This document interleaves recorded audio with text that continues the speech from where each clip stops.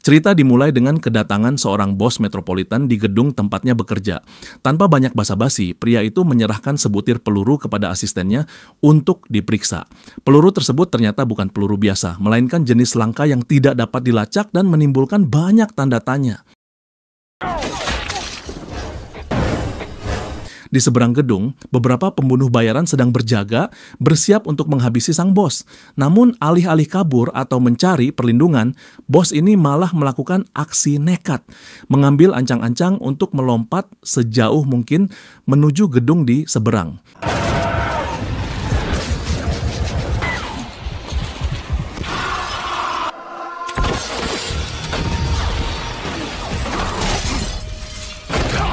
Jelas sosok ini bukan pria kantoran biasa.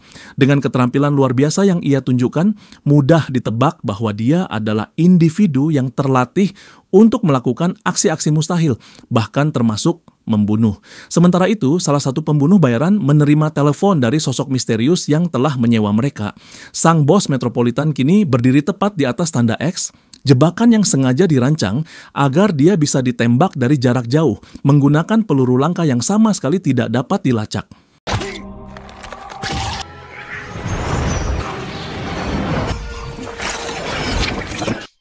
Cerita ini kemudian beralih fokus pada Wesley, seorang manajer akuntansi dengan hidup yang suram.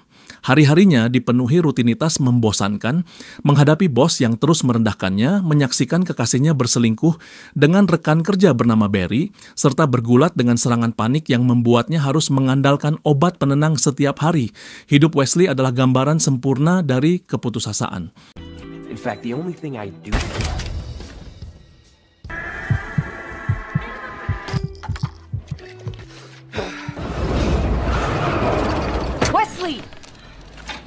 Hingga suatu malam nasib Wesley berubah tiba-tiba. Saat dia membeli obat di apotek, seorang wanita bernama Fox menawan dengan aura misterius muncul dan mengungkapkan kabar mengejutkan. Ayah Wesley telah meninggal minggu lalu, dibunuh oleh seorang pria bernama Cross dari jarak jauh. Lebih mengejutkan lagi, Cross kini berada tepat di belakang Wesley dengan niat membunuhnya juga. Ketegangan memuncak ketika terjadi baku tembak antara Fox dan Cross. Keduanya menunjukkan keterampilan menembak yang di luar nalar, dengan Fox menggunakan senjata yang unik karena mampu membuat peluru berbelok sesuai target. Dalam kondisi mencekam ini, Wesley yang kebingungan mencoba melarikan diri.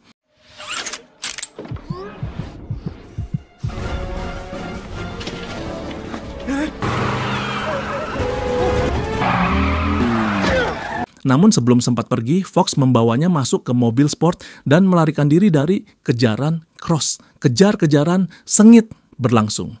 Di dalam mobil, Fox menyerahkan kemudi kepada Wesley agar dia bisa fokus menghadapi Cross. Namun situasi menjadi kacau karena posisi Fox yang agak memalukan, membuat Wesley sulit berkonsentrasi.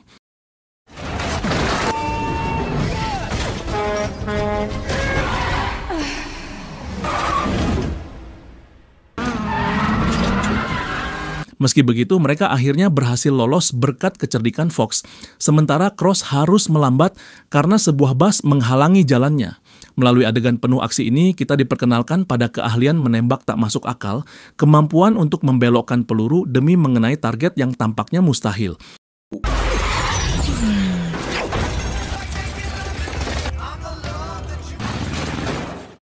Setelah kejar-kejaran itu, Wesley terbangun di sebuah tempat asing. Di sana, ia bertemu Fox dan anggota kelompoknya, termasuk seorang pria parubaya bernama Sloan. Sloan adalah pemimpin dari organisasi rahasia bernama Fraternity of Assassins, sebuah kelompok elit pembunuh yang menjalankan tugas berdasarkan takdir. Sebagai bagian dari ujian awalnya, Sloan menyuruh Wesley menembak sayap 3 ekor lalat yang sedang terbang.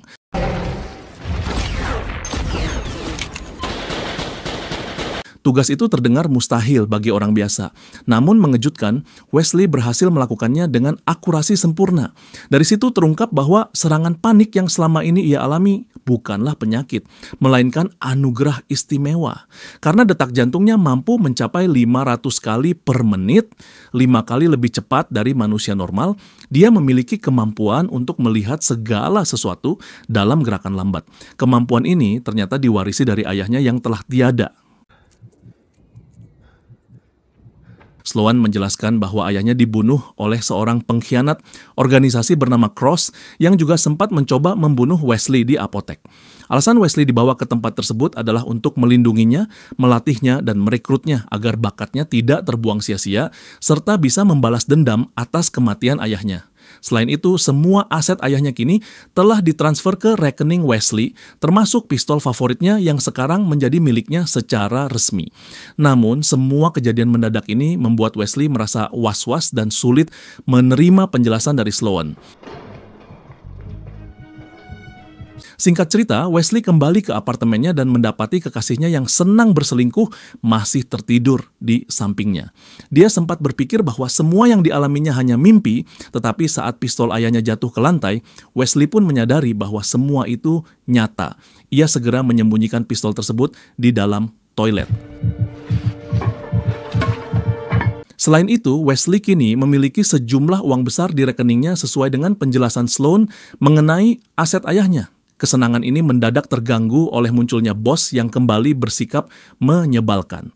Dengan penuh kemarahan dan kekesalan yang menumpuk, Wesley akhirnya meledak.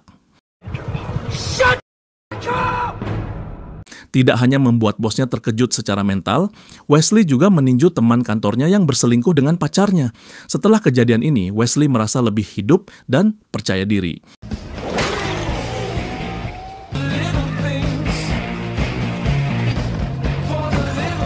Wesley kemudian memutuskan ikut Fox pergi ke markas organisasi pembunuh di sebuah pabrik tekstil untuk menerima tawaran Sloan yang mengajaknya bergabung menjadi anggota organisasi. Namun sebelum itu, ia harus melewati serangkaian tes untuk mengukur motivasinya. Seorang pria bernama si tukang reparasi bertugas sebagai pewawancara untuk memastikan apakah Wesley melakukannya atas kemauan sendiri atau ada pihak lain yang memaksanya.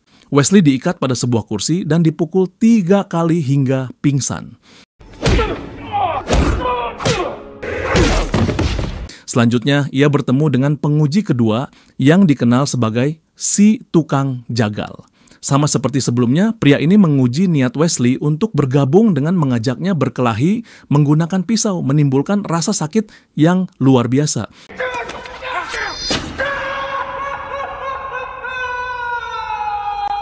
Wesley terbangun di dalam bak mandi berisi cairan lilin yang telah mengeras. Metode penyembuhan luka seperti patah tulang dalam hitungan jam saja. Seorang pria Rusia bernama Ura memberikan Wesley seteguk amer untuk membantunya pulih. Keesokan harinya, Wesley dibawa ke arena tembak dengan papan target yang terhalang daging babi. Alih-alih menembak lewat daging, Wesley dituntut menembak tanpa menggores daging tersebut, artinya ia harus mampu membelokkan peluru. Sloan menjelaskan bahwa kemampuan ini tergantung pada insting seseorang dalam memperhitungkan gerakan, kecepatan angin, dan momentum. Sebelum melakukannya, Wesley dilatih Fox untuk memperkuat instingnya dengan menangkap penggulung benang rajutan yang bergerak cepat. Kesulitan melakukan hal ini membuat tangannya terluka. Setelah gagal dengan latihan penggulung benang, Fox mengajak Wesley naik kereta api yang melaju kencang. Aktivitas berbahaya ini termasuk dalam latihan memperkuat insting agar Wesley bisa membelokkan peluru. Sayangnya, karena ini kali pertama baginya, Wesley langsung jatuh setelah terbentur beton jembatan. Wesley terbangun dalam sebuah wadah berisi cairan lilin di mana Ura sedang asik bermain dengan tikusnya. Ura kemudian memperkenalkan sebuah metode yang diklaim diciptakan oleh mendiang ayah Wesley, menggunakan tikus sebagai senjata mematikan dengan menanamkan bahan peledak kecil pada tubuh hewan tersebut. Setiap hari Wesley terus dianiaya dan dihajar oleh Fox serta rekan-rekannya. Namun hingga saat ini ia belum menunjukkan tanda-tanda perkembangan yang berarti. Sementara itu, satu persatu anggota tim mereka mulai gugur akibat pembunuhan yang dilakukan oleh Cross. Sloan, pemimpin organisasi, percaya bahwa hanya Wesley, entah bagaimana caranya, yang mampu melacak sekaligus menghabisi Cross. Keyakinan ini terasa janggal. Para anggota lain tampak jauh lebih berpengalaman, profesional, dan memiliki peluang besar untuk menuntaskan tugas dibandingkan seorang akuntan pemula seperti Wesley yang masih tampak cupu.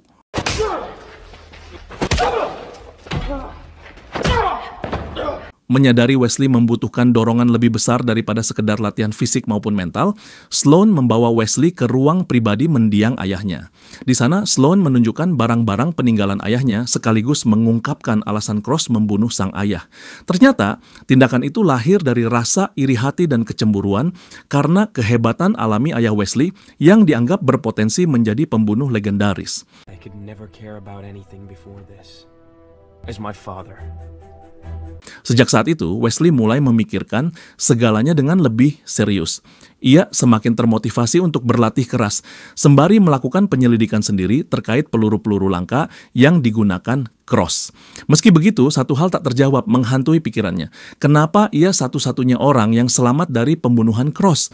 Berdasarkan catatan organisasi, Cross adalah pembunuh sempurna yang tak pernah gagal menghabisi targetnya.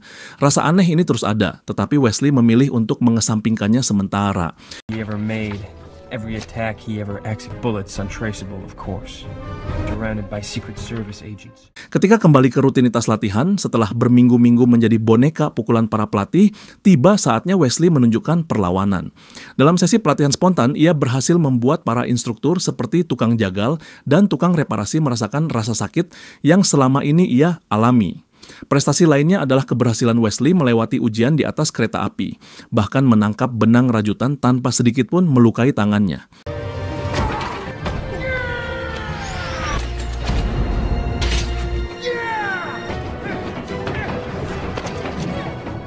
Ujian terakhir yang paling sulit adalah membelokkan peluru. Dalam tahap ini, Wesley sempat merasa sangat kesulitan karena hal tersebut bertentangan dengan logika hukum fisika. Namun, organisasi ini telah melangkahi batas-batas sains dengan keyakinan penuh bahwa insting serta motivasi kuat dapat membuat seseorang memanipulasi jalur peluru.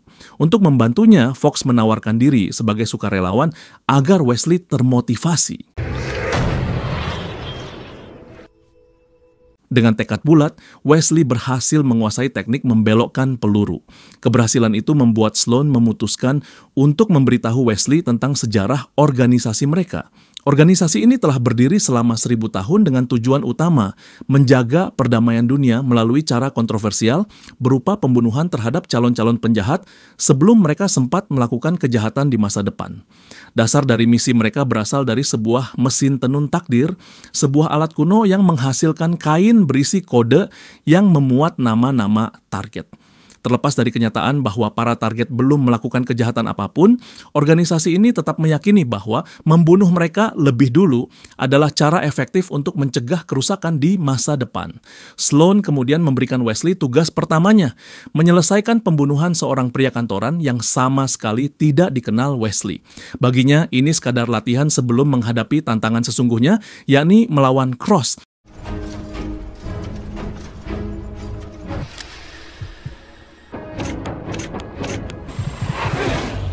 Namun Wesley mulai meragukan semua ini. Apakah pantas hidup seseorang ditentukan hanya oleh selembar kain hasil kerja mesin tua? Ia merasa seluruh konsep ini tidak masuk akal. Di tengah pergulatan batinnya, Fox hadir untuk menguatkan keyakinan Wesley. Ia berbagi pengalaman pahit tentang masa lalunya saat sang ayah dibunuh oleh seorang penjahat yang namanya muncul pada mesin tenun takdir tepat seminggu sebelum tragedi itu terjadi. Pengakuan ini sedikit banyak menggoyahkan keraguan dalam diri Wesley, menggiringnya untuk menghadapi tugas berat yang menanti di depan mata. Setelah mendengar kisah menyedihkan dari masa lalu Fox, Wesley menjadi yakin dengan semua yang diceritakan oleh Sloan. Malam itu juga, Wesley mengambil tindakan dan berhasil membunuh targetnya dengan teknik unik membelokkan peluru. Kemudian Wesley mendapatkan target baru, seorang bos mafia dengan mobil anti peluru. Untuk misi ini, Wesley memerlukan pendekatan khusus dan bekerja sama dengan Fox yang melakukan trik backflip, memberinya kesempatan untuk menyerang dari atas.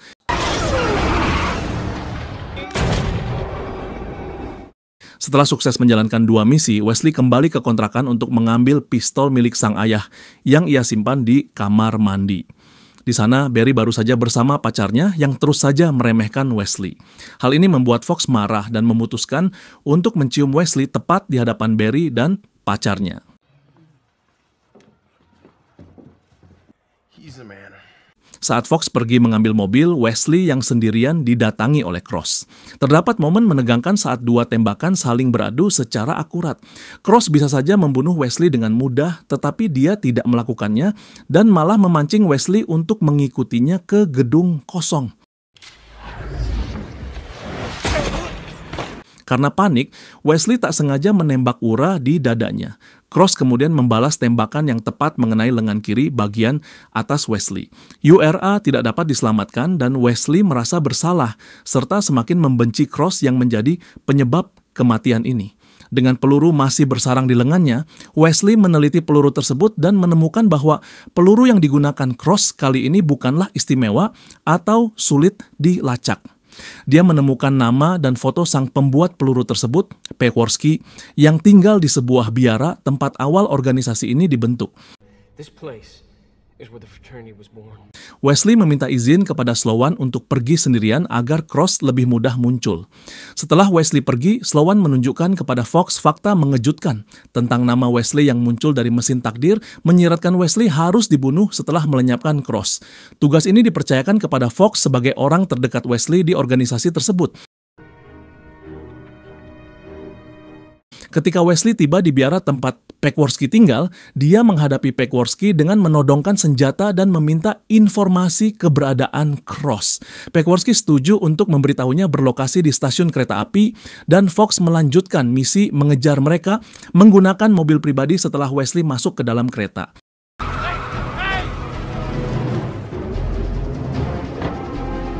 Tampak jelas bahwa Cross sebenarnya tidak berniat membunuh Wesley. Mereka terlibat baku tembak sementara penumpang berlarian menggunakan teknik membelokkan peluru.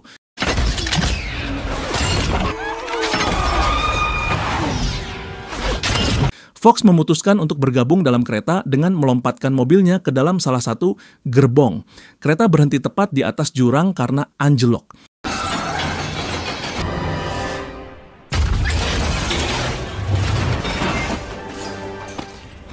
Dalam momen menegangkan itu, Cross yang awalnya ingin membunuh Wesley malah membantu agar tidak terjatuh. Wesley tetap menembaknya di bagian dada. Dalam kondisi sekarat, Cross mengungkapkan kepada Wesley bahwa Sloan telah menipu karena sebenarnya Cross adalah ayah kandungnya. Pernyataan ini dikonfirmasi langsung oleh Fox yang mengakui kebenaran tersebut dan bahwa sekarang takdir mengharuskan Wesley mati sesuai yang sudah diramalkan.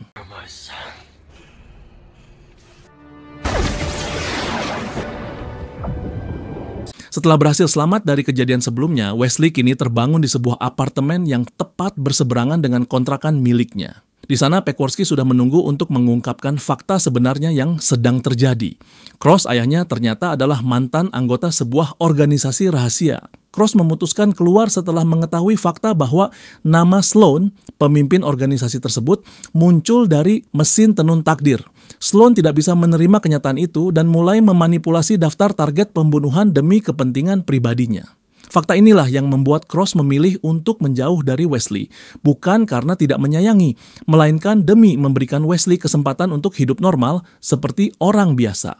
Cross dengan sadar memutuskan untuk tidak merawat Wesley agar putranya tidak terlibat dalam kekacauan organisasi itu.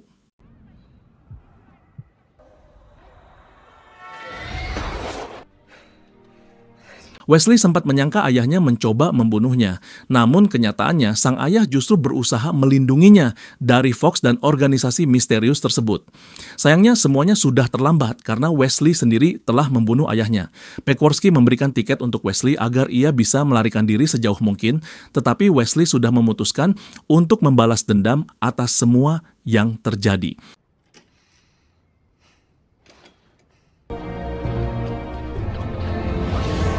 Dengan memanfaatkan pengetahuan yang diwariskan oleh ayahnya, Wesley menyusun rencana berani. Ia membuat pasukan tikus peledak untuk menghancurkan Sloan dan organisasinya. Awalnya Wesley membeli banyak sekali selai kacang untuk menarik perhatian gerombolan tikus yang biasa berkumpul di dekat tempat pembuangan sampah.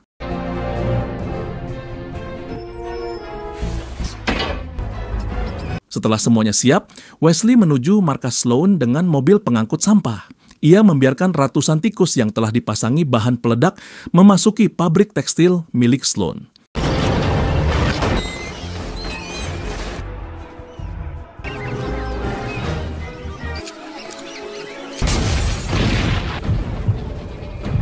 Ketika ledakan demi ledakan menghiasi tempat itu, Wesley memutuskan ini adalah saatnya menghadapi mereka semua secara langsung, sendirian.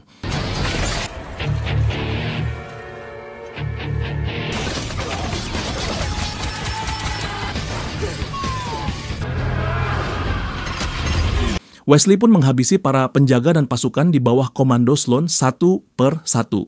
Sampailah ia pada momen di mana ia harus bertarung melawan seorang jagal yang dulu pernah melatihnya. Meski sempat memiliki hubungan mentor-murid, Wesley tanpa ragu menghadapinya dengan segala kemampuan yang ia miliki.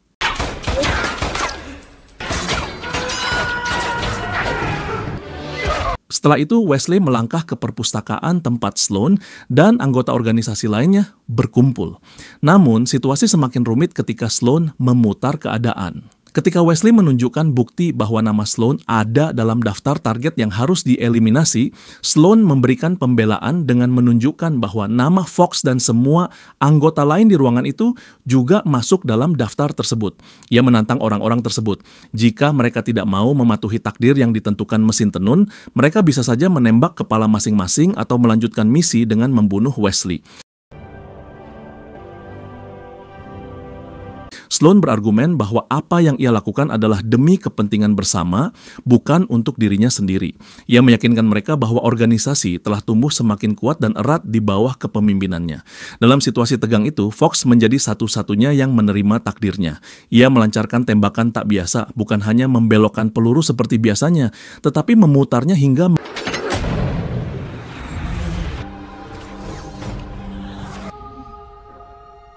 Sementara itu, Sloan berhasil kabur di tengah kekacauan. Kini Wesley tidak punya pilihan selain kembali ke kehidupannya sebagai manajer akuntansi biasa dengan rekening bank yang nyaris kosong. Ketika Wesley sedang bekerja di kantor, Sloan tiba-tiba muncul dengan maksud menghabisinya. Namun ternyata itu semua hanyalah jebakan yang telah dirancang oleh Wesley. Terinspirasi dari trik ayahnya, Cross. Dari jarak ratusan meter, Wesley menembakkan peluru presisi tinggi dari kamarnya hingga mengakhiri segalanya.